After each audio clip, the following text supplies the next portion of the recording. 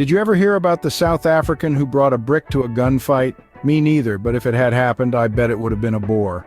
Today, we're embarking on a unique journey, a trip through time, exploring South African history from a perspective seldom seen before, that of the Boers. Now, who exactly were these Boers, you might ask? Well, the Boers were Dutch settlers who ventured to the southern tips of Africa in the 17th century. They're a fascinating bunch, with a history that's as rich and varied as the South African landscape itself. From their daring great trek across the continent to the founding of their own republics, and even wars fought against mighty empires, their story is one of resilience, resourcefulness, and a dash of good old-fashioned stubbornness. So buckle up as we hop onto our ox wagon and journey back in time.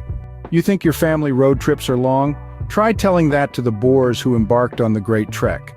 Now let's take a trip back to the early 19th century. Picture this. You're a Boer, a farmer, living in the British-controlled Cape Colony.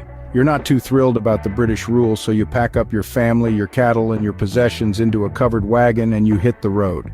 Destination? Unknown. And that, my friends, is the start of the Great Trek.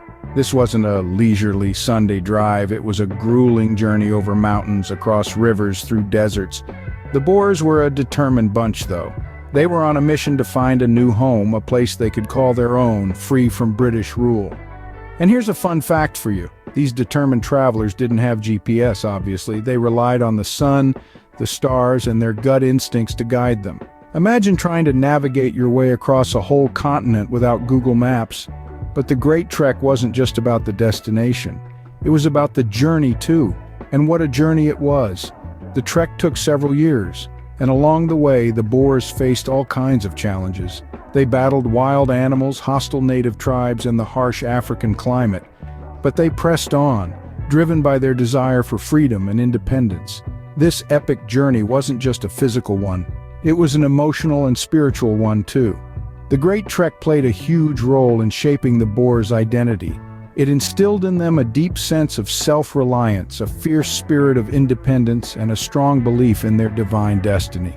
The Great Trek is more than just a chapter in South African history. It's a testament to the human spirit, to our capacity to endure, to adapt, and to persevere in the face of adversity. And you thought your last vacation was a trek? Ever felt like starting your own country? Well, the Boers did it not once, but twice. Now that's what I call a do-it-yourself project on a grand scale. Imagine, if you will, a group of Dutch settlers known as the Boers deciding they've had enough of British rule. So what do? They pack up their wagons, trek across untamed African wilderness, and establish their very own republics. Talk about being resourceful. First up, we have the Transvaal, also known as the South African Republic. The Boers declared this region their own in 1852. But did you know this wasn't their first attempt? They had previously declared independence back in 1844, but the British were having none of it and annexed the region. But the Boers, they simply packed up, moved a little further, and tried again. And this time, they succeeded. Talk about perseverance. Next, we have the Orange Free State, declared independent in 1854. The Boers named it after the Dutch royal house of Orange. Apparently, they were fond of their Dutch roots, just not their British neighbors. But hey, who are we to judge? After all, they managed to establish a functioning state, complete with its own constitution and currency. It's interesting to note that these weren't just random acts of rebellion. The Boers believed in their right to self-governance and were willing to fight for it. They had a vision for their republics, a place where they could practice their religion and culture freely. And they made it happen against all odds. But it wasn't all smooth sailing. The Boers had to defend their newly established countries against indigenous African tribes, other European settlers, and yes, the persistent British, who just couldn't resist a good annexation. But that's a story for another time. So if you ever feel like declaring independence and starting your own country, just remember, it's not as easy as it sounds. But with enough determination and resilience, who knows? You might just pull it off. And that, my friends, is how you DIY your own country. Scene script. Ever root for the underdog in a fight? Then you would have loved the Boer Wars. Picture this. The mighty British Empire, a heavyweight champion with colonies sprawling across the globe, standing toe-to-toe with the Boers, a scrappy group of Dutch farmers from South Africa. Sounds like a mismatch, right? Wrong. It was more like a David versus Goliath story, and we all know how that one ended. The Boer Wars were two conflicts fought between the British Empire and two Boer states, the South African Republic and the Orange Free State, over the empire's influence in South Africa. Now you might think the Boers' chances were about as slim as a skinny latte, but these farmers were tough cookies, and they weren't about to let the British Empire trample over their homeland. The Boers pulled some serious rabbit-out-of-the-hat tricks. They were masters of guerrilla warfare, popping out of nowhere, giving the British a run for their money and disappearing before anyone could say crumpets.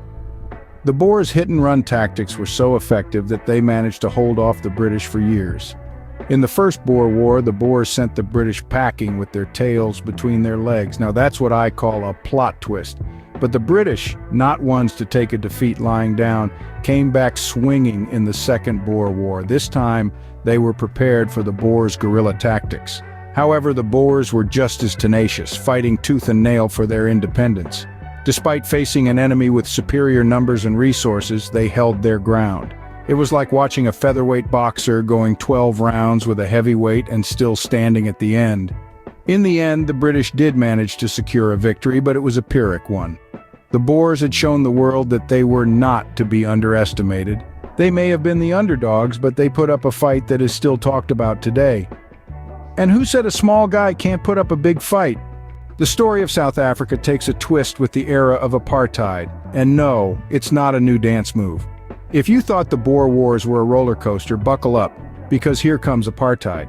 Imagine a dinner party where the host decides who gets to eat based on their shoe size. Yeah, that's right, it was that bizarre. From the Boer perspective, life during apartheid was much like living in a house where the walls kept moving. One day you're sipping tea in the Transvaal, the next you're in a new homeland. Talk about a geographical identity crisis. But hey, it wasn't all bad. Well, actually it was mostly bad, but let's look at the silver linings. The Boers got to flex their architectural muscles, building imposing structures that screamed, "We're here to stay." And let's not forget the boom in Afrikaans literature. Nothing quite stirs the creative juices like an oppressive regime, right? Of course, the Boers weren't the only ones trying to make the best of a bad situation. The black majority were busy perfecting the art of resistance, showing the world that there's more than one way to do the cha-cha. From peaceful protests to strikes, they danced to their own rhythm, and boy did they have rhythm. But let's get real for a moment. Apartheid was no laughing matter. It was a time of deep divisions and brutal suppression.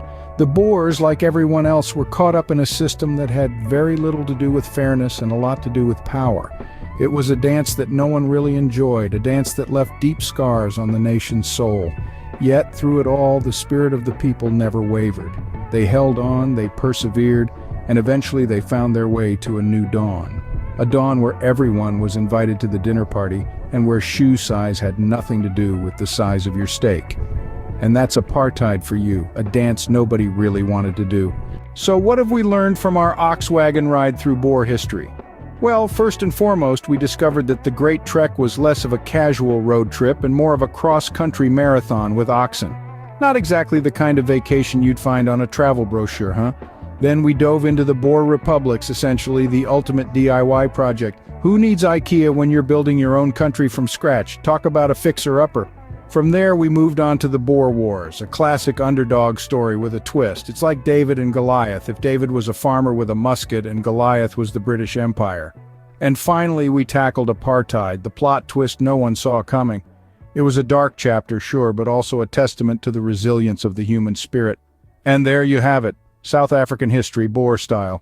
It's been quite the trek, hasn't it?